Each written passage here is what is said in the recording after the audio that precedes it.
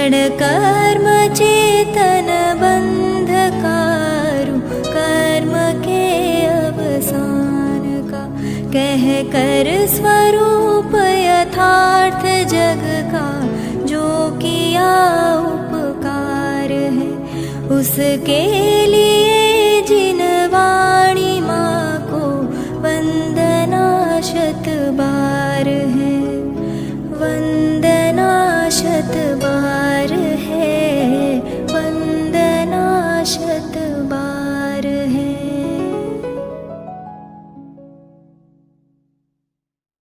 तस्यानेकान्तवादस्य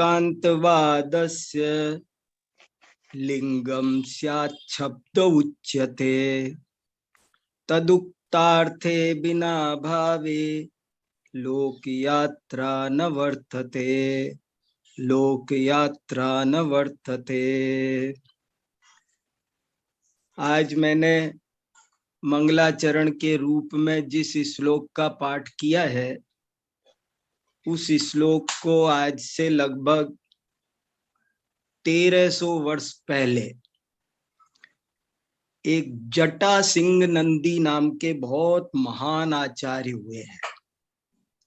जटा सिंह नंदी, जिनका नाम ही लेने से मुझे रोमांच होता है, ऐसे महान आचार्य जटा सिंह नंदी महापुराण को लिखने वाले जिनसेन आचार्य से भी पुराने, जिनसेन आचार्य ने महापुराण में उनको नमस्कार किया है, ऐसे जटा सिंह नंदी आचार्य ने एक वरांग चरित नाम का बहुत सुंदर महाकाव्य लिखा है, प्रबंध काव्य लिखा है। वरांग चरित अद्भुत संस्कृत का सबसे पहला प्रथम प्रबंध काव्य माना जाता है। ये जैसे समंत भद्राचार्य प्रथम स्तुतिकार हैं, ऐसे जटा सिंह नंदी प्रथम संस्कृत प्रबंधकार हैं। और ये जो वरांग चरित है, ये 31 सर्गों का काव्य है, बहुत विशाल काय है। जब महापुराण नहीं था तब लिखा गया था ये, और इसका नाम है वरांग चरित। ये वरांग कौन है? नेमिनाथ तीर्थंकर के समय में एक वरांग नाम के महापुरुष हुए, और ये उनका पूरा जीवन चरित्र है, बचपन से लेकर पूर्व भवों की कहानी को लेकर, और अंत में वे मोक्ष जाते हैं, वहां तक की उनकी कहानी है। मोक्षगामी वरांग कुमार, वरांग भगवान का ये जीवन चरित्र है। और लोग बाग स्वाध्याय करते नहीं हैं, उनको तो इनके नाम भी नहीं सुने हैं, कोई जानता नहीं है। थोड़ा आप सब इनको जाने, इनको देखने की, पढ़ने की कुछ भावना आपके मन में जागृत हो, और अपने पूर्वजों का क्या क्या खजाना हमारे लिए हमारे छोड़ के गए हैं, उनका कुछ अनुमान लगे। हमारे पूर्व आचार्य क्या क्या खजाने हमारे लिए छोड़ के गए हैं, उनका कुछ तो हमको भान हो। हमें होश ही नहीं है हमारे पास में क्या खजाने भरे रखे हैं। वरांग चरित ऐसा अद्भुत महाकाव्य है, ऐसा अद्भुत महाकाव्य है कि संस्कृत के धुरंधर विद्वान उसको पढ़कर उस पर लट्टू होते हैं। क्या श्लोक लिखे हैं, क्या छंद है, क्या अलंकार है, क्या रस है, क्या वर्णन शैली है। 31 सर्गों का ये एक विशाल काव्य है, जिसमें 25-26वां सर्ग पूरा तत्व ज्ञान का सर्ग है। उसमें ये जो मैंने श्लोक सुनाया है वो 26वें सर्ग में आया है, 26वें अध्याय में आया है, 83 नंबर पर। वरांग चरित्र के 26वें अध्याय का 83 नंबर का ये श्लोक है, और इसमें स्यादवाद का बहुत सुंदर वर्णन है। इसलिए आज मैंने मंगलाचरण के रूप में आपको ये बड़ा प्यारा श्लोक आपको सुनाया है। देखो इसका पहले अब आपको हिंदी में अर्थ बताता हूँ क्या लिखा है इस श्लोक में। ये लिखा है अनेकांतवाद का लिंग स्यात् शब्द है। अनेकांतवाद का लिंग, लिंग माने चिन्ह, जैसे बीजेपी का चिन्ह, कांग्रेस का चिन्ह, सबके चिन्ह होते हैं ना। स्यादवाद का क्या चिन्ह है? बोले उसका चिन्ह स्यात् शब्द है। तस्यानेकांतवादस्य लिंगम स्यात् शब्द उच्यते तदुक्तार्थे बिना भावे लोक यात्रा न वर्तते। उसको न जाने बिना, उसको न बोले बिना, उसको कहे बिना तत्व ज्ञान की प्राप्ति तो होती ही नहीं, लोक यात्रा की सिद्धि भी नहीं होती, लोक व्यवहार भी नहीं चलता है। स्यादवाद के बिना तत्व ज्ञान की सिद्धि भी नहीं होती और लोक व्यवहार की सिद्धि भी नहीं होती। ऐसा ये महत्वपूर्ण सिद्धांत जिनेंद्र देव का है। ऐसा इस श्लोक में लिखा है। बहुत सुंदर श्लोक है। मैं आपको वो श्लोक फिर एक बार सुनाता हूँ। देखो, अरे संदेश भैया ढूंढ के ले आए, देखो कहाँ से ढूंढ के निकाल के ले आए। वरांग चरित ढूंढा, 26वां अध्याय ढूंढा, 83 नंबर का श्लोक ढूंढा और निकाल के ले आए। देखो, इनको धन्यवाद देना चाहिए संदेश को, आप सबको। कितना बढ़िया, देखो आपके सामने अब श्लोक है, बहुत बढ़िया। तस्यानेकांतवादस्य लिंगम स्यात् शब्द उच्यते तदुक्तार्थे बिना भावे लोक यात्रा न सिद्ध्यति। सही कहा वैभव जी, धन्यवाद दिया उनको, जरूरी था बहुत। देखो कितना बढ़िया श्लोक है, बहुत। ये कुछ श्लोक ऐसे हैं जिनको डायरी में लिख लो, उनका बार बार पाठ करो, चिंतन करो। इनमें बहुत रहस्य भरे हैं। स्यादवाद सिद्धांत को समझने के लिए ये सब श्लोक बहुत ज्यादा उपयोगी हैं। देखो, स्यादवाद समझना बहुत जरूरी है, बहुत ही ज्यादा जरूरी है। मैं ऐसा सोचता हूं कि स्यादवाद तो पहला पाठ है, पहला पाठ। देखो, स्यादवाद नहीं समझ में आएगा तो वीतरागता, सर्वज्ञता ये नहीं समझ में आएगी। हमने आप्त का निर्णय एक ही आधार पर तो किया है। हमने आप्त को कैसे जाना, पूरी आप्त मीमांसा कहाँ जाके रुक रही है। इतना बड़ा मुद्दा लेकर चली थी आप्त मीमांसा कि सही आप्त कौन है और आप्ताभास कौन है, इसकी चर्चा का उनके पास में ठोस आधार क्या निकला आखिर ले दे करके। उन्होंने कहा कि भगवान वीतराग हैं, अरिहंत ही सर्वज्ञ है, अरिहंत ही वीतराग है, सत्वमेवासि निर्दोषो, आप ही वीतराग सर्वज्ञ हो। लेकिन कैसे, क्या तर्क है? तो उन्होंने कहा एक ही तर्क है कि आप स्यादवादी हो, माने स्यादवाद से वीतरागता सिद्ध हो रही है, स्यादवाद से सर्वज्ञता सिद्ध हो रही है। स्यादवाद है तो आप्त सिद्ध हो रहे हैं, स्यादवाद है तो आगम सिद्ध हो रहा है। स्यादवाद नहीं तो वीतरागता गायब, सर्वज्ञता गायब, आप्त गायब, आगम गायब, सब गायब हो जाएगा, ये समझ लो। स्यादवाद पहला पाठ है, मूलभूत पाठ है। इसको बहुत शांति से इतना जोड़ दे रहे हैं अपन, इतना विस्तार दे रहे हैं।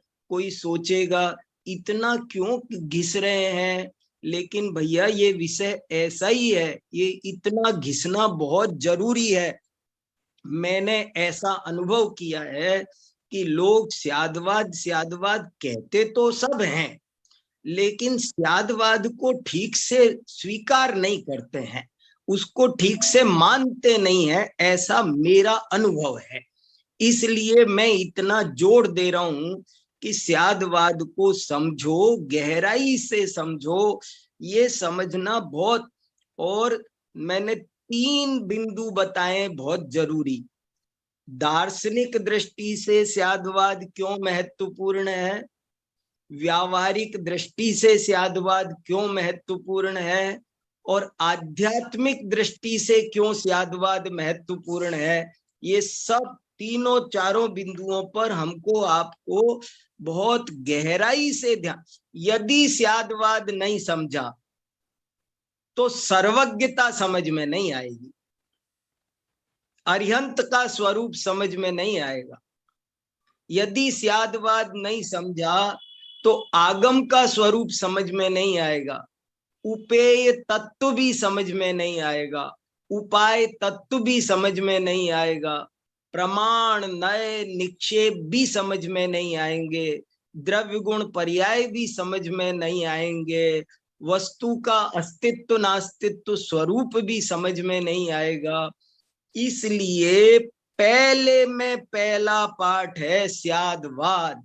इसको थोड़ा शांति से समझना बहुत जरूरी है, और इसमें व्यवहार पक्ष को हाईलाइट किया इस श्लोक में। तस्यानेकांतवादस्य लिंगम स्यात् शब्द उच्यते तदुक्तार्थे बिना भावे लोक यात्रा न सिद्ध्यति। बहुत जरूरी है व्यावहारिक जीवन में भी ये। देखो, आपको एक बात खास बताता हूं, कितनी इंपॉर्टेंट बात है। व्यावहारिक पक्ष कैसा, जीवन का कैसा पक्ष है। आपने ये खूब सुना होगा कि हमें कभी किसी की हंसी नहीं उड़ानी चाहिए, हमें उसमें से गुण ग्रहण करना चाहिए, हमें कभी किसी की निंदा नहीं करनी चाहिए। हमने ये भी बात बहुत सुनी है कि देखो भाई, दुनिया में जो होता है सो अच्छा होता है। ये बातें नीति की बहुत ज्यादा कही जाती हैं। देखो भाई, कोई पूर्ण नहीं होता है। देखो भाई, दृष्टि बदल लो तो प्रॉब्लम अपने आप सॉल्व हो जाती है। दृष्टि बदलो, कितनी भी बड़ी समस्या है आप उसे स्वीकार कर लो, अपना सोचने का तरीका बदल लो तो वो समस्या हल हो जाती है। ऐसी बहुत सारी बातें बहुत बहुत बार बहुत बहुत ज्ञानियों ने नीति शास्त्र में लिखी है, सब ने कही है। लेकिन ये सब बातें तभी हम मान सकते हैं जब स्यादवाद को माने। स्यादवाद को माने बिना हम इन बातों को भी जीवन में नहीं उतार सकते। हम बी पॉजिटिव, ये जो एक बहुत बड़ा उपदेश है, ये कैसे अपनाएंगे यदि हम स्यादवादी नहीं बन पाए तो। इसलिए मैंने ये वाक्य लिखा है, आज मेरी डायरी में लिखा है कि हमको इन सब बातों को कैसे स्यादवाद, सकारात्मक रहो, सकारात्मक रहो, हमेशा पॉजिटिव रहो, नेगेटिव मत जाओ, जो हो रहा है अच्छे के लिए हो रहा है। ये वास्तव में जिंदगी के मूल मंत्र हैं, सुखी जीवन के ये मूल मंत्र हैं जो मैंने अभी आपको सुनाए।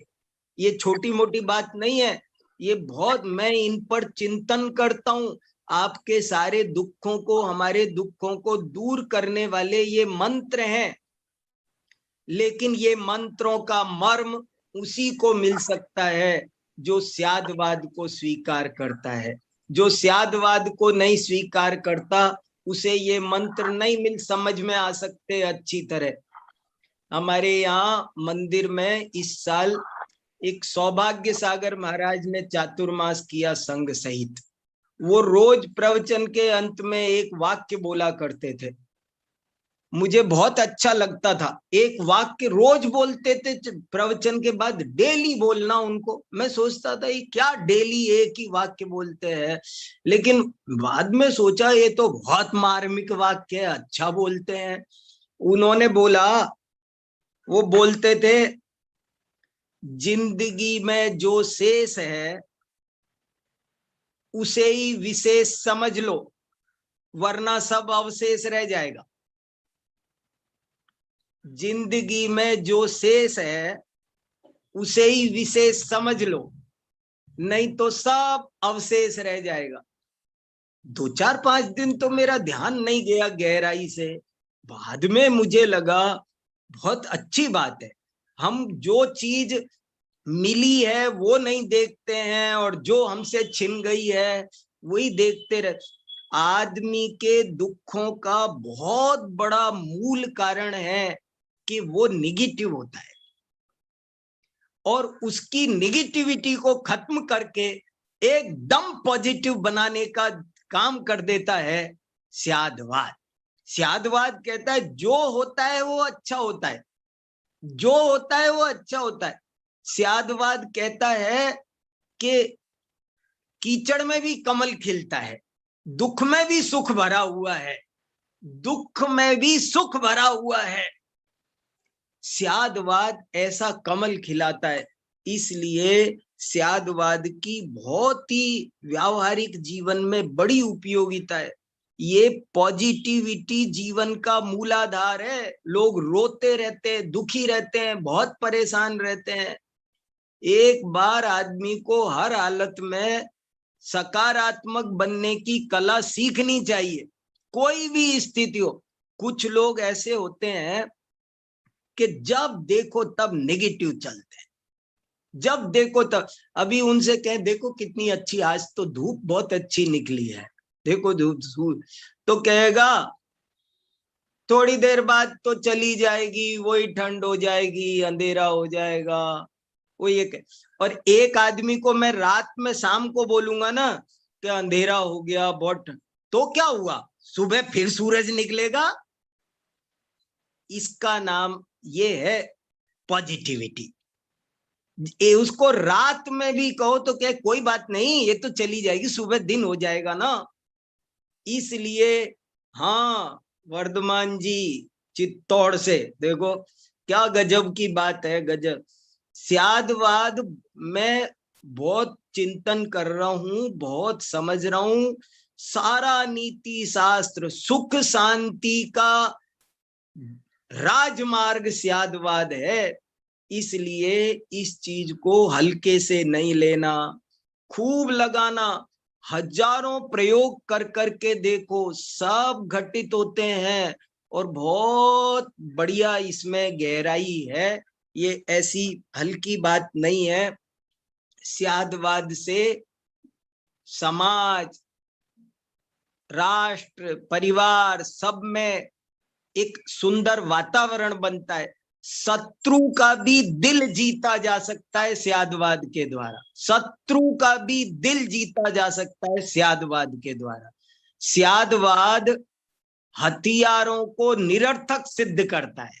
स्यादवाद कहता है बात करो, बात से, संवाद से करो, विवाद मत करो, संवाद करो, करते रहो। आज नहीं कल सुलझेगा, मैं मेरा एंगल रख रहा हूं, तुम अपना एंगल रखो। ऐसी ये बहुत सुंदर चर्चा है, ये मामूली बातें नहीं है। कितने ही लोग कहेंगे कि इसका क्या व्यावहारिक अर्थ लगाया, लेकिन स्यादवाद का स्वरूप आचार्यों ने लिखा है। पहले मैंने आपको एक मूल प्राकृत की गाथा सुनाई थी, उसमें भी यही लिखा था, जेण बिना लोग सभी व्यवहारो संवहारणी वही तस्य भुवनेक गुरुणो नमो अणेगंतवायस। जिसके बिना लोक व्यवहार भी नहीं चल सकता, उस 3 लोक के गुरु स्यादवाद को मैं भक्ति पूर्वक प्रणाम करता हूं। सिद्धसेन आचार्य ने लिखा लोक व्यवहार। मैं कहता रहता हूं ना, आप एक दिन ऐसा गुजार के बताओ अपने जीवन में जो बिना स्यादवाद के गुजार दो, गुजार ही नहीं सकते। इसलिए स्यादवाद एक बहुत ही दार्शनिक, व्यावहारिक, आध्यात्मिक हर विषय में की जान स्यादवाद में भरी हुई है।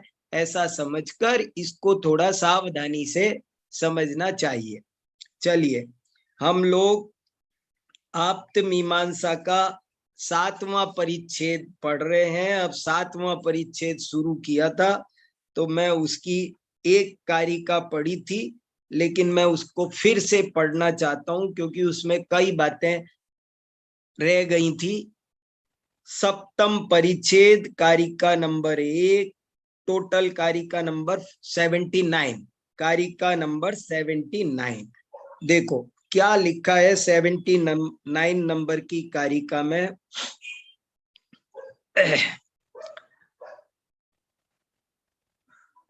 अंतरंगार्थ तैकांते बुद्धिवाक्यम रसाखिलम प्रमाणाभास मेवातस्तत् प्रमाणादृते कथम।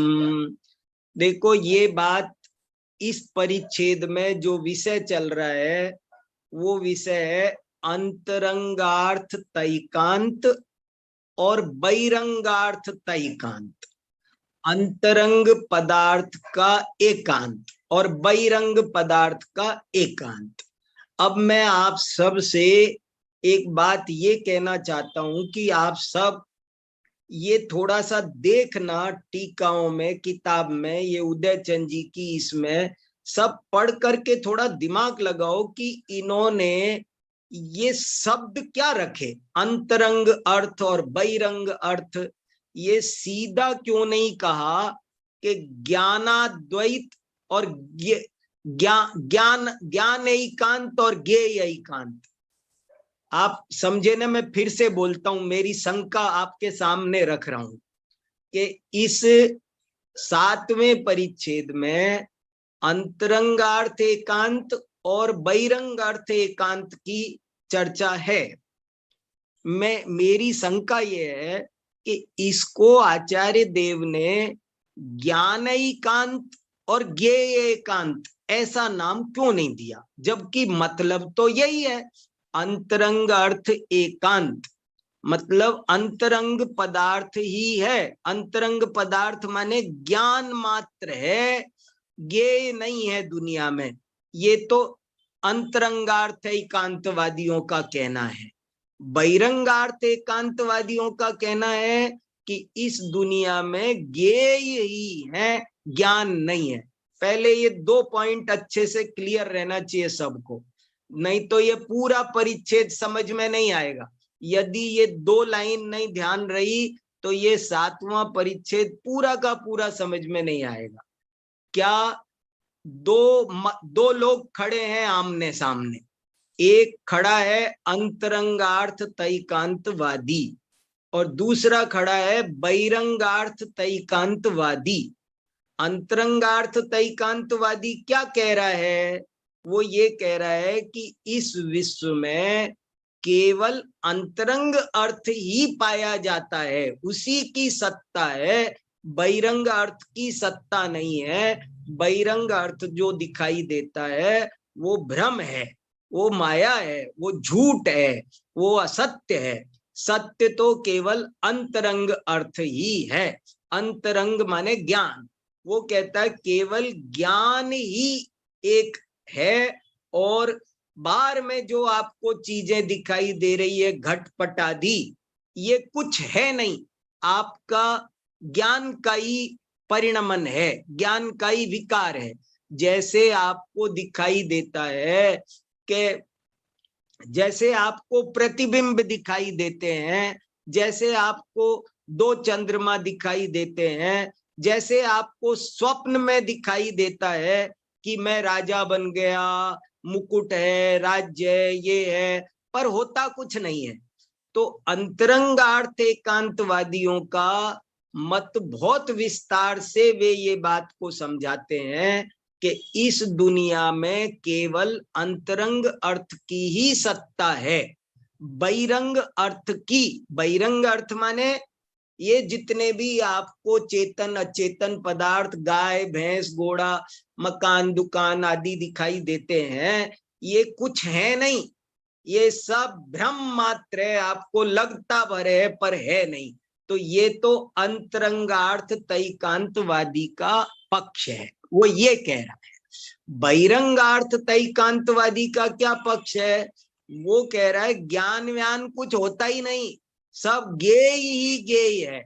इस लोक में चीजें तो है, घट है पट है सब कुछ है, ज्ञान क्या है? ज्ञान तो कुछ है ही नहीं। वो ज्ञान की सत्ता को नहीं मानता है और ये ज्ञेय की सत्ता को नहीं मानता है। तो कुल मिलाकर के अगर मैं दूसरे शब्द में आपको सरल करके कहना चाहूं तो अंतरंगार्थ तैकांतवादी अर्थात ज्ञानैकांतवादी और बहिरंगार्थ तैकांतवादी माने ज्ञेय एकांतवादी, जो ज्ञेय को ही मानता है। ऐसे ये दो पक्ष हैं यहाँ पर। लेकिन मेरी जिज्ञासा और मेरी शंका ये है, आप सब सोचना और कुछ विशेष बात समझ में आए तो बोलना, बताना कि यहाँ पर नाम वही क्यों नहीं दिया? सिंपल भी हो जाता, सबके समझ में आ जाता, सरल हो जाता।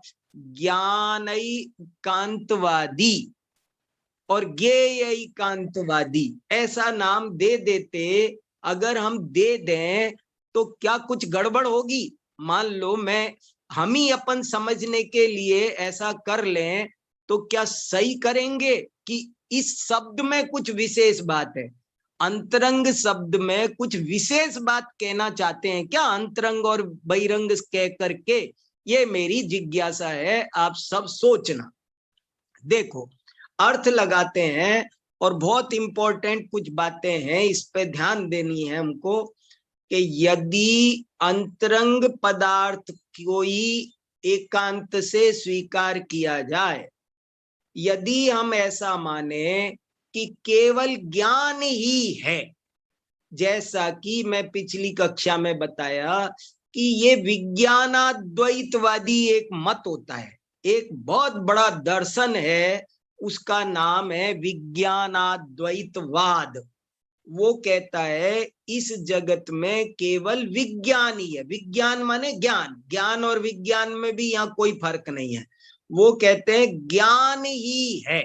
तो ज्ञानाद्वैतवादी कहो विज्ञानाद्वैतवादी कहो, वो ज्ञानाद्वैतवादियों का ऐसा कहना है कि आपको जो चीजें लोक में दिखाई दे रही है वो रियल नहीं है, वो तो भ्रम है, स्वप्न है, स्वप्न। इसलिए वास्तविक सत्ता तो केवल अंतरंग पदार्थ की ही है, ऐसा उनका कहना है। अंतरंगार्थ एकांतवादी वे हैं। तो उनको आचार्य समंतभद्र स्वामी यहाँ कह रहे हैं यदि ऐसा माना जाए कि केवल ज्ञान ही है, ज्ञेय नहीं है, तो बुद्धि और वाक्य, अखिलम माने सारे के सारे, अखिल माने सारे, सारे बुद्धि और सारे वाक्य, मृषा माने झूठे, सारे बुद्धि और सारे वाक्य झूठे हो जाएंगे। पिछली बार बुद्धि शब्द की चर्चा करते करते हमारी क्लास पूरी हो गई थी। बुद्धि शब्द का क्या अर्थ, और हमने एक बार तो कहा एक अपेक्षा से बुद्धि माने अनुमान, लेकिन यहाँ बुद्धि का अर्थ केवल अनुमान नहीं। हम लोग क्लियर करें तो सब लगा लो, स्मृति, प्रत्यभिज्ञान, तर्क, ये जो है ये सब झूठे सिद्ध। ये देखो ध्यान देना, यदि ज्ञान ही है, यदि ज्ञान ही है, ये जगत में नहीं है, तो सारी बुद्धियां माने सारी स्मृति, सारे प्रत्यभिज्ञान, बुद्धियां माने ज्ञान के व्यावहारिक परिणमन, ज्ञान की व्यावहारिक पर्याय, उनको कहा बुद्धि। ये जो चखना सूंघना ये सब बुद्धियां हैं, 5 इंद्रियों से होने वाला सारा ज्ञान, अवग्रह, ईहा, अवाय, धारणा, ये सब है बुद्धि। जो ज्ञान की के भेद प्रभेद हैं, ज्ञान के बाह्य रूप हैं व्यावहारिक, ये सब झूठे सिद्ध हो जाएंगे और वाक्य भी झूठे सिद्ध हो जाएंगे। क्यों झूठे सिद्ध होंगे? क्यों झूठे सिद्ध होंगे? यदि ज्ञान ही है तो ये ज्ञान की व्यावहारिक पर्याय झूठी क्यों सिद्ध हो जाएंगी? स्मृति, प्रत्यभिज्ञान, तर्क, ये सब देखना, सुनना, सूंघना, ये सब क्यों गलत हो जाएगा? इसलिए गलत हो जाएगा कि यदि ज्ञेय ही नहीं है तो स्मृति सही हुई कि गलत, इसका कोई कैसे निर्णय होगा? स्मृति, प्रत्यभिज्ञान सही है या गलत, इसका निर्णय तो बाह्य पदार्थ से होता है। मुझे याद आ रही है, अब याद आ रही है तो वो पदार्थ होगा तो मेरी स्मृति सम्यक कहलाएगी, और यदि वो पदार्थ नहीं होगा तो मेरी स्मृति स्मरणाभास कहलाएगी। यदि प्रत्यभिज्ञान बाह्य पदार्थ है तो प्रत्यभिज्ञान कहलाएगा, और प्रत्यभिज्ञान और बाह्य पदार्थ नहीं है तो मेरा प्रत्यभिज्ञानाभास कहलाएगा। तो ये जब बाहर में पदार्थ हो तभी तो वे सही होंगे। स्मृति से मैंने जाना धुआं, अब धुआं तो धुआं ही नहीं है तो मेरा ज्ञान विसंवादी है कि अविसंवादी है, ये कैसे पता चलेगा? आपने बोला चना, लेकिन चना नाम का वाक्य है ही नहीं, क्योंकि ज्ञानाद्वैत मानता हूं तो सारे तो वाक्य झूठे हो जाएंगे, सारी बातें झूठी हो जाएगी, क्योंकि बात है ही नहीं। सारा आगम किताबें झूठी हो जाएगी, ज्ञान के सारे पर्याय सब झूठे। यदि इस विश्व में ज्ञान की ही एकमात्र सत्ता पाई जाए तो जितनी भी बुद्धियां हैं, जितने भी ज्ञान के व्यावहारिक परिणमन हैं, स्मृति, प्रत्यभिज्ञान, तर्क, अनुमान, सब झूठे सिद्ध होंगे, कोई सही सिद्ध, क्योंकि उनके सही का आधार तो पदार्थ है। ये बहुत इंपॉर्टेंट बात है, ये लाइन ध्यान देने लायक है। मैंने देखा पेन, लेकिन ये पेन है तो पता चलेगा मेरा देखना सम्यक है, और यदि पेन नहीं है तो मेरा देखना मिथ्या है। माने ज्ञान के सम्यक होने का आधार तो ज्ञेय है। ज्ञान बहुत इंपॉर्टेंट बात है, ज्ञान के सम्यक होने का आधार तो ज्ञेय है। ज्ञान सम्यक है, ज्ञान अविसंवादी है, ज्ञान प्रामाणिक है, ये निर्णय आप किससे करोगे? पदार्थ से ना निर्णय करोगे। यदि पदार्थ नहीं है लोक में, यदि बहिरंग अर्थ, ज्ञेय अर्थ नहीं है, तो सारी बुद्धियां झूठी सिद्ध होगी, सारे वाक्य झूठे सिद्ध होंगे, हम जो बोलेंगे वो गलत। हमने बोला गाय के 4 पैर होते हैं, तो ये गाय नहीं, गाय के 4 पैर नहीं, गाय के 4 पैर होते हैं, ये वाक्य नहीं, सब मृषा, सब झूठा सिद्ध होगा। अंतरंगार्थ तैकांते बुद्धि वाक्यम रसाखिलम। बहुत अच्छी और इंपॉर्टेंट बात है कि यदि केवल ज्ञान की ही सत्ता लोक में पाई जाती हो, अन्य ज्ञेय रूप पदार्थों की सत्ता लोक में नहीं पाई जाती हो, तो फिर सारे ज्ञान के परिणमन, ज्ञान की सारी पर्यायें झूठी सिद्ध हो जाएंगी, और सारे वाक्य, सारे उपदेश, सारे कथन, सारी किताबें वे भी झूठी सिद्ध हो जाएंगी। और झूठी सिद्ध होंगी तो क्या होगा? प्रमाणाभास मेवातः। और जब वे झूठी सिद्ध होंगी तो प्रमाणाभास ही सिद्ध हो जाएंगी। वे फिर वो जो ज्ञान होगा वो सारी बुद्धियां होंगी, वो स्मृति नहीं रहेगी, वो प्रत्यविज्ञान नहीं रहेगा, वो तर्क नहीं रहेगा, सबके सब प्रमाणाभास हो जाएंगे। स्मृति स्मरणाभास हो जाएगी, प्रत्यविज्ञानाभास हो जाएगा, तर्काभास हो जाएगा, प्रत्यक्ष वो प्रत्यक्षाभास हो जाएगा, शब्द है वो शब्दाभास हो जाएगा, सब कुछ प्रमाणाभास हो जाए, आगम आगमाभास हो जाएगा।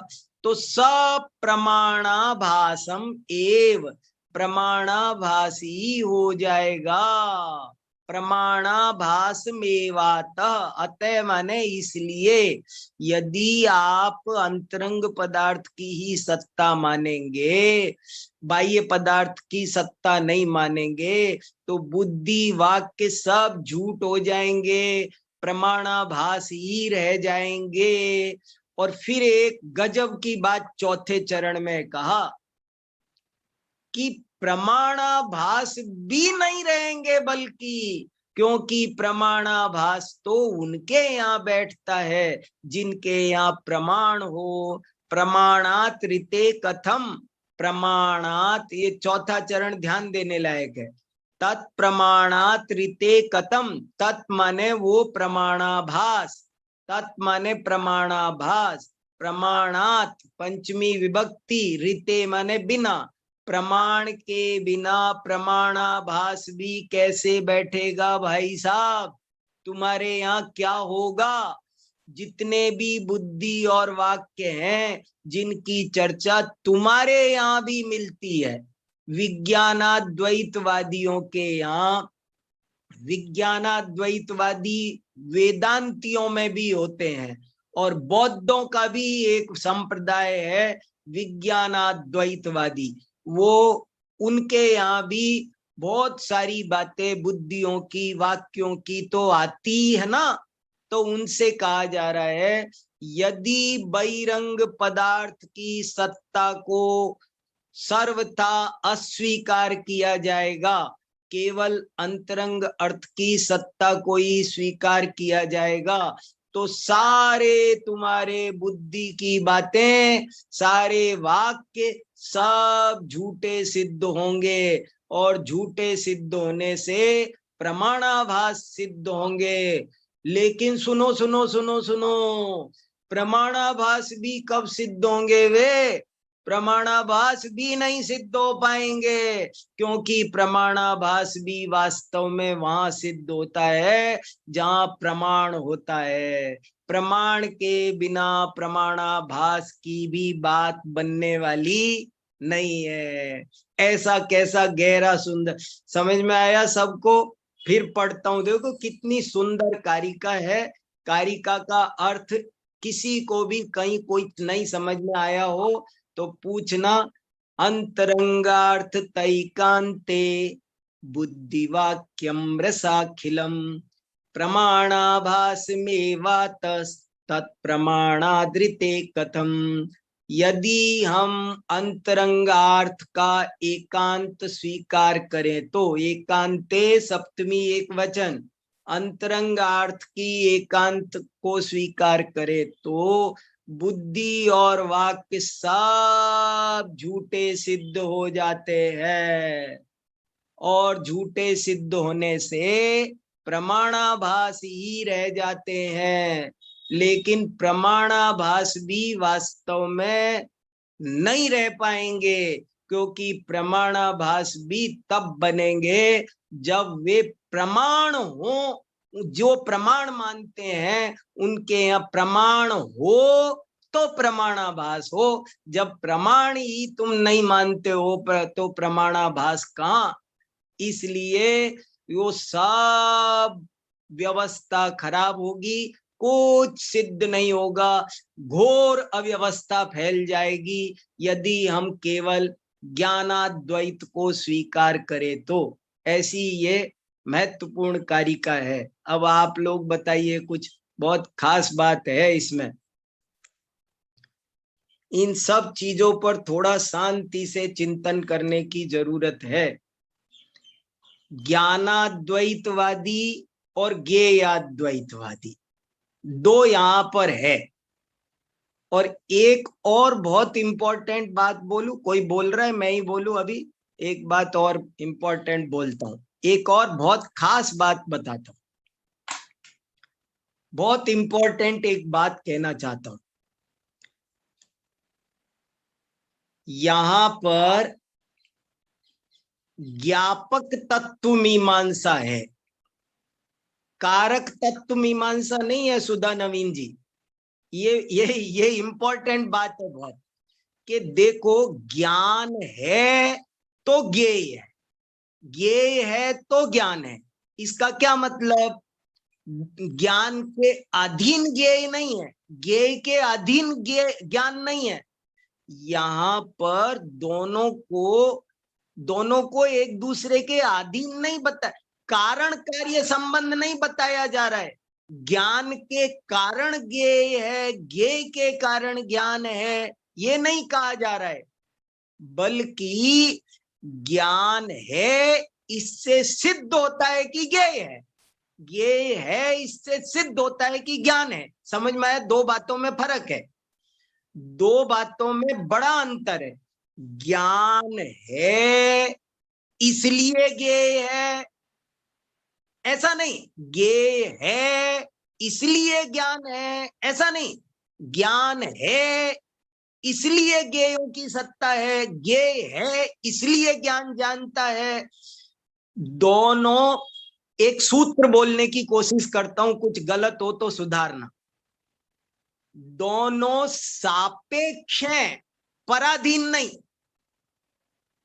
ज्ञान और ज्ञेय में अविनाभाव है, जानने के लिए दोनों को बताया जा रहा है। ज्ञान से ज्ञेय की सिद्धि हो रही है, ज्ञेय से ज्ञान की सिद्धि हो रही है, लेकिन ज्ञान के कारण ज्ञेय और ज्ञेय के कारण ज्ञान नहीं है। यदि ज्ञान के कारण ज्ञेय हो, ज्ञेय के कारण ज्ञान हो, तो ये कारक तत्व मीमांसा हो जाएगी, वस्तु व्यवस्था पराधीन हो जाएगी।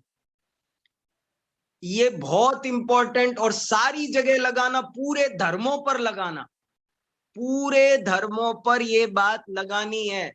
ये सापेक्ष तो है पर पराधीन नहीं है। बहुत गड़बड़ घोटाला हो जाएगा अगर पराधीन मान लिया तो। यहां पर ये नहीं कहा जा रहा है कि ज्ञान है इसलिए ज्ञेयों को होना पड़ेगा, ये नहीं है। ज्ञान है इसलिए ज्ञेय है, ज्ञेय है इसलिए ज्ञान है, ऐसा नहीं। यहां जो कहा जा रहा है वो ज्ञापक तत्व समझाया जा रहा है। ज्ञान ये सिद्ध कर रहा है कि उसका नाम ज्ञान क्यों है, यदि ज्ञेय नहीं है तो। यदि ज्ञेय नाम की कोई चीज नहीं होती, पिता सिद्ध कर रहा है कि पुत्र है, पुत्र सिद्ध कर रहा है कि पिता है, लेकिन पिता के कारण पुत्र नहीं है और पुत्र के कारण पिता नहीं है। ये रहस्य है यहां पर। यहां पर ये जो हमारा वर्णन चल रहा है दीपाली जी, ये बहुत खास बात है। ये मैं कितना स्पष्ट कर पा रहा हूं, आप लोग सोचना कि ये बताया जा रहा है कि वो उसकी सत्ता को बता रहा है। दोनों में अविनाभाव है, अविनाभाव है, वो केवल उसका ज्ञान करा रहा है। हाँ हाँ, ये सही कहा, ये सही कहा। दोनों का स्वतंत्र अस्तित्व है। ज्ञान का अस्तित्व ज्ञान के कारण है, ज्ञेय के कारण नहीं। ज्ञेय का अस्तित्व ज्ञेय के कारण है, ज्ञान के कारण नहीं। लेकिन ज्ञान का नाम ज्ञान क्यों है अगर ज्ञेय नहीं है तो? अगर ज्ञेय नहीं है तो ज्ञान का नाम ज्ञान नहीं हो सकता, और ज्ञेयों का नाम ज्ञेय नहीं हो सकता यदि ज्ञान नहीं है तो। ज्ञेय नाम सिद्ध कर रहा है कि कोई ज्ञान इस विश्व में पाया जाता है। ये एक बहुत, और ये दसों परिच्छेद में लगाने की जरूरत है। आप सोचना, मैं भी सोचता हूं, ये बहुत इंपॉर्टेंट पॉइंट है ये। चलो अब बोलो, आप बोलो। हाँ जी, हाँ शैलेश जी। हाँ हाँ, शैलेश जी बताइए। जिनेन साहब, हाँ बताइए। ये विज्ञानवादी जो कहते हैं कि सिर्फ ज्ञान है, ज्ञान मात्र है, उसका हाँ तर्क क्या देते हो? हाँ, वो तर्क देते जैसे स्वप्न, अच्छा, जैसे स्वप्न में आपको स्वप्न होता है, जादू होता है, इंद्रजाल होता है, वो कहते हैं हमारी आंखों में ऐसा आपको बहुत चीजें ऐसे ही दिखाई देती है, होती करती कुछ नहीं है। खुली आंखों से भी ऐसे ही दिखाई देती है। ये खुली आंखों से भी दिखाई देती है ऐसे ही। ऐसे ही उनका कहना यही है। हालांकि पंचास्तिकाय में एक गाथा आती है कि देखो आश्चर्य अच्छी पिछ माणो झुट्टम झुट्टो, बोले झूठा माँ झूठा आंखों से देखता हुआ। अरे भाई वो क्या उदाहरण देता है, उसके सारे उदाहरणों पर ही हमारे आचार्यों ने कहा। जैसे वो कहता है कि अब जैसे मेरी टेबल पर, मेरी दीवार पर सामने एक पेंटिंग लगी हुई है, और देखो अभी मुझे दो दिखाई दे रही है, तो देखो बोले वहां दो नहीं है ना, लेकिन आपको दिखी ना दो, तो क्यों दिखी, है नहीं ना, वो तो केवल ज्ञान का ही परिणमन था। दर्पण में जितनी भी चीजें दिखाई देती है वो होती थोड़ी है, रियल थोड़ी होती है। मुझे लगता है कि इन्होंने अपना, मैं ज्ञान मात्र हूँ, है वो जो अपना एक पार्ट है ना अपना, उसको पकड़ लिया लगता है इन्होंने। हाँ ज्ञायक मात्र स्वयं, ऐसा है ना एक। हाँ, वो कहते ज्ञान की ही सत्ता है, ज्ञेय की सत्ता लोक में है ही नहीं, ऐसा वो आभास मात्र है। हाँ दीपाली, ये शब्द सही है, आभास मात्र है। अच्छा, एक आप आज ने वो डाला है ना, ये नहीं हो और सिर्फ ज्ञान ही हो तो इंसान फिर तो खंभे से टकरा जाए। क्या क्या क्या बोला? खाली ज्ञान ही हो और ज्ञेय नहीं हो तो इंसान तो फिर खंभे से टकरा जाए। सही है, नहीं तो सिर कैसे फूटा। वो टकराया तो सिर्फ ज्ञान में टकराया, क्या असली में नहीं टकराया, इसका मतलब वो ऐसा मानते हैं। हाँ देखो ना, ये तर्क तो आपका है ही, लेकिन वो तो इसका यही चोट लगे तो चोट नहीं लगी, सिर्फ आपके ज्ञान में चोट लगी है। हाँ तो वो इस बात को देखो, आप उनकी जगह खड़े होके सोचो, उन्होंने बहुत गहरा बिठा रखा है। वो कह रहे कुछ हुआ थोड़ी है, कुछ नहीं कुछ नहीं कुछ नहीं हुआ, आप जबरदस्ती घबरा रहे हो, कुछ नहीं हुआ। तो फिर उनका शरीर के प्रति ममत्व क्यों नहीं टूटता है? हाँ? शरीर के प्रति ममत्व क्यों नहीं टूटता? क्योंकि यदि शरीर को तो मानते नहीं, शरीर तो कुछ है ही नहीं उनके साथ। घाव हुआ तो कुछ हुआ ही नहीं है, तो सिर्फ ज्ञान में हुआ। तो यदि उस तरीके से हो जाता हो तो सम्यक दृष्टि क्यों नहीं हो जाता हो? हाँ हाँ हाँ, तो शरीर के प्रति ममत्व टूट जाना चाहिए ना उसका। ज्ञानाद्वैतवादी यही कह रहा है कि इस श्लोक में, और ये तर्क समझना कि यदि ज्ञेय नहीं है, नहीं देखो अपन जो कह रहे हैं ना खंबे से सिर फूट जाए कर जाए, हमारे जैन आचार्यों ने उनसे ऐसी हल्की बातें नहीं की। ये थोड़ी सी अजीब सी लगेगी ना। उन्होंने ये कहा कि भाई यदि ज्ञान ही ज्ञान हो, ज्ञेय न हो, तो आपने वो जो बुद्धि वाक्य के जो वर्णन आपके शास्त्रों में पाए जाते हैं, जो आप करते हो, जो समझाते हो प्रवचन में, उनका क्या होगा? उनका क्या होगा? वो जो तुम समझाते रहते हो स्मृति का क्या होगा? वो तो स्मरणाभास बन जाएगी। कोई स्मृति कब सही मानी जाए? मुझे ये समझ में आए कि मैंने वैभव जी को 1000 रुपए दिए थे। अब यदि मुझे गलत ध्यान आ रहा है, मुझे गलत याद आ रहा है, मैंने दिए शैलेश जी को, याद आ रहा है वैभव जी को, तो ये मेरा स्मरणाभास कहलाएगा। तो बाह्य पदार्थ हो तब तो ज्ञान सही, बुद्धियां सही होंगी, नहीं तो कैसे सही होंगी? पर यदि 1000 रुपए उसने दिए तो ज्ञान में दिए, तो ज्ञान में ले वो, तो उसको फिर फिजिकल लेने की जरूरत क्या है 1000 रुपए? तो उसको नहीं मतलब रुपए तो मानने ही पड़ेंगे ना, नहीं तो कैसे मांगेगा सामने वाले से? वो 1000 रुपए मांगेगा कैसे? क्योंकि तो उसने सिर्फ ज्ञान में दिए थे, नहीं को तो दिए ही नहीं थे। गजब है, गजब है। सामने वाले को गाली दूं, मैंने यदि सामने वाले को गाली दी तो सामने वाले ने पलट के मेरे को गाली नहीं देना चाहिए, क्योंकि वो तो सिर्फ ये तो है ही नहीं। मतलब व्यवहार का भी लोभ होता है, अध्यात्म का भी लोभ होता है, और ये दर्शन का भी लोभ होता है। बुद्धियों का लोप होता है। लेकिन फिर भी चढ़ जाते हैं लोग, एक पक्ष में चढ़ जाते हैं। चढ़ गए सो चढ़ गए, उनको ये समझ में आ गया कुछ नहीं, आहा कुछ नहीं है, ओहो आहा कुछ नहीं है, सब दिखता है, सब भ्रम है, सब यही सब है, ऐसा लग रहा है बस। निश्चिंत हो जाए, ऐसा बोल के बोलते हैं निश्चिंत हो जा तू।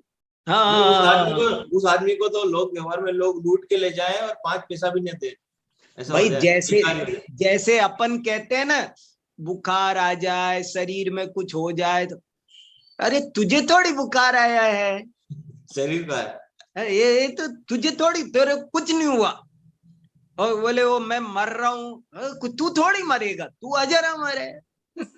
ऐसे ही बोले वो लग गई मेरे खंबे, अरे तेरे थोड़ी लगी है, वो खंबा वंबा सब भ्रम है, कुछ नहीं है, कुछ नहीं लगा, कुछ नहीं होता। तो ये विज्ञानाद्वैतवाद है, देखो तो सही। लेकिन तर्क ये समझना कि यदि विज्ञानाद्वैत को माने तो सारे बुद्धि वाक्य मृषा सिद्ध हो जाएंगे और प्रमाणाभास रह जाएंगे, और प्रमाणाभास भी नहीं रह पाएंगे, क्योंकि प्रमाणाभास तो तब हो जब प्रमाण हो। ऐसी विशेष बात बचपन है। में मैंने बच्चों को देखा है, कुछ माताएं अपने बच्चों को गिर जाते हैं तो हाँ। उनको लग जाती है, तो उनको पता नहीं लगी, कुछ नहीं लगी ऐसी नहीं लगी। हाँ, बताते ना बच्चे को, ताकि वो बच्चा भूल जाए कि उसको लगी करके। हाँ, तो उस तरह की बात हो गई, मतलब बालकों को बताने वाली बात। बिल्कुल बिल्कुल बिल्कुल। जैसा आज आपने ग्रुप में वो डाला है ना प्रवचन रत्नाकर का, उसका कुछ आप करने वाले थे। हाँ, नहीं वो उसका तो समाधान हो गया। महावीर जी भाई साहब ने भेजा था, एक पेज पर कहीं पर कुछ हेतुवाद अहेतुवाद शब्द आया था, तो उनको लगा कि ये हमारा आप्त मीमांसा का ही प्रकरण है, उसका हेतुवाद अहेतुवाद है, लेकिन वो प्रकरण दूसरा था। और उसका मैंने उत्तर भी रिकॉर्ड करके वहां साथ में डाला था कि भाई ये इसका उत्तर है, ये प्रकरण न्यारा है, यहाँ प्रकरण न्यारा है। लेकिन उसमें से एक बात जरूर वो बात सिद्ध हो गई कि अभव्य को व्यवहार सम्यक दर्शन होता है क्या, वो वाली बात थी। तो उसमें लिखा है कि हाँ, अभव्य को व्यवहार सम्यक दर्शन कहा जाता है। आगम में एक विवक्षा ऐसी है कि अभव्य को भी व्यवहार सम्यक दर्शन हो जाता है। क्योंकि वो देव और गुरु को मानता है ना, शास्त्र को मानता है। इसलिए वो प्रवचन रत्नाकर में वो बात आई है कि अभव्य को भी व्यवहार सम्यक दर्शन कहने की विवक्षा आगम में पाई जाती है। हाँ, वीके जैन साहब।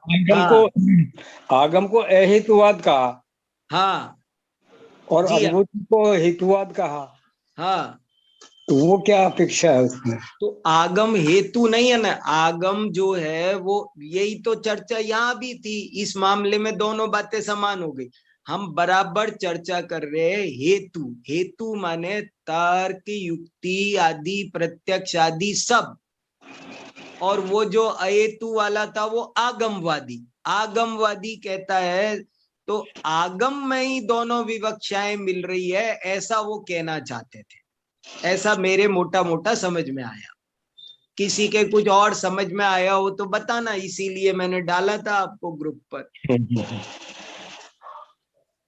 वीके जैन साहब पर इसीलिए डाला था कि मुझे जितना समझ में आया वो उत्तर मैंने दिया। आप लोग कोई और दे तो अच्छा है। हाँ, वीके जैन साहब बोलिए। हाँ, हाँ, इसमें कहीं ऐसा तो नहीं है कि जो अंतरंग अर्थ है वो ज्ञान गम्य या शब्द गम्य नहीं है, ऐसा ये कहना चाह रहे हैं? अंतरंग अर्थ ज्ञान गम्य नहीं है, क्या मतलब हुआ? मेरी समझ में नहीं आया। मतलब अंतरंग अर्थ अलग ही है, जिसको शब्दों के द्वारा या ज्ञान के द्वारा नहीं जाना सकता, क्योंकि विज्ञानाद्वैतवादी में शून्यवादी भी हैं। नहीं, शून्यवादी अलग है। शून्यवाद और विज्ञानाद्वैतवाद एक नहीं है, दोनों में बहुत अंतर है। जैसे विधिवादी है जो नहीं, शून्यवादी बिल्कुल अलग है। शून्यवादी तो शून्य मानते हैं, कुछ नहीं लोक में सत्ता। विज्ञानाद्वैतवादी तो विज्ञान की सत्ता मानता है। ये फर्क है, ये फर्क है दोनों में। मुझे प्रदीप जहां तक लग रहा है वो तो अंतरंग अर्थ माने ज्ञान और बहिरंग अर्थ माने ज्ञे, लेकिन मैंने सबके बीच में इसलिए रखा, सब लोग पढ़ते हैं ना, किसी को कुछ विशेष अर्थ समझ में आए तो सबको लाभ हो जाए।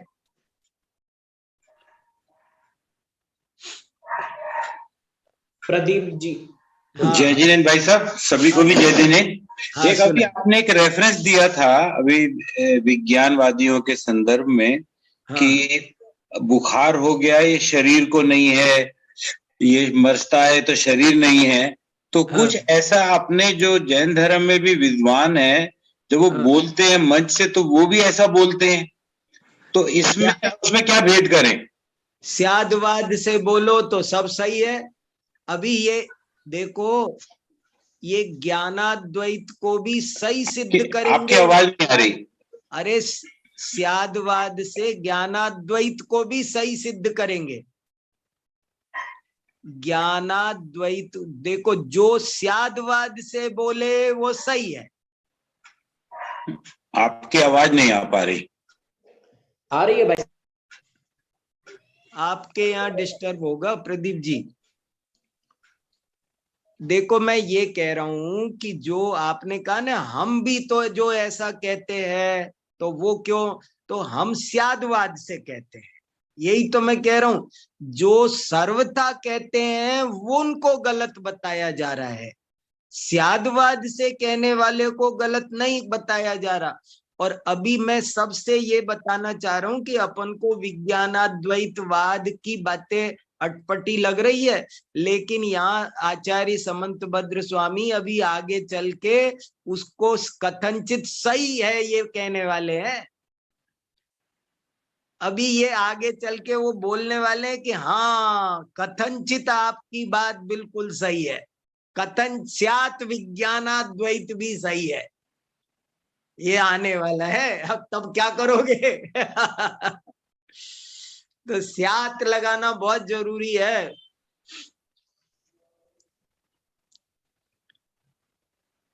हाँ, और किसी को कुछ कहना है? हाँ, वर्धमान जी। हाँ हाँ, बोलिए वर्धमान जी। जय जिनेन्द्र गुरु जी। हाँ बताओ।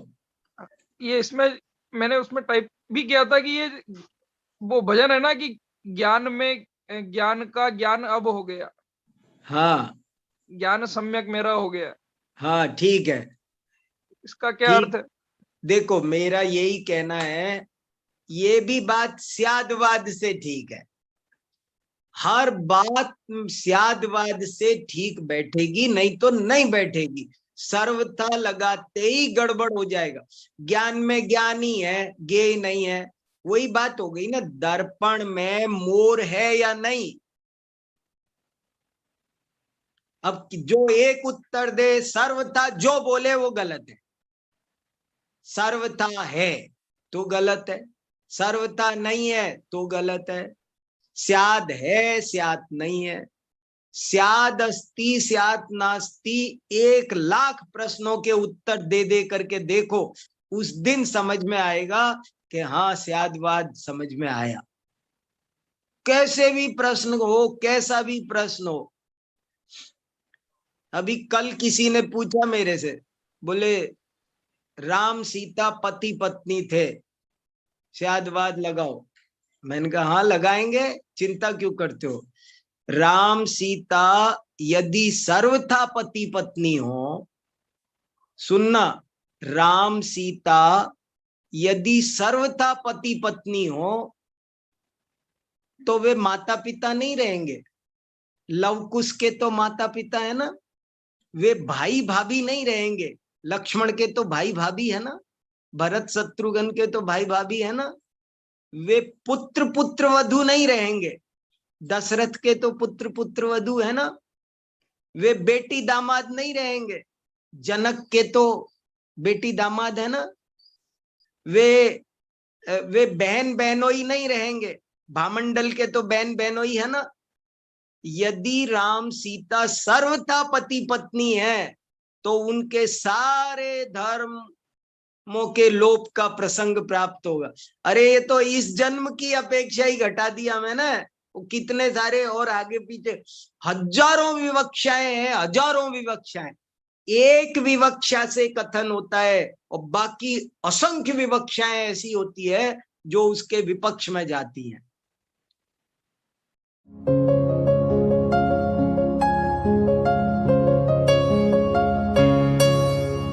हे जिनवाणी भारती तो ही जपो दिन रैन, जो तेरी शरणा गहे सो पावे सुख चैन। जावाणी के ज्ञान ते सूझे लोकालोक, सो वाणी मस्तक नवो सदा देत हो ढोक, सदा देत हो ढोक।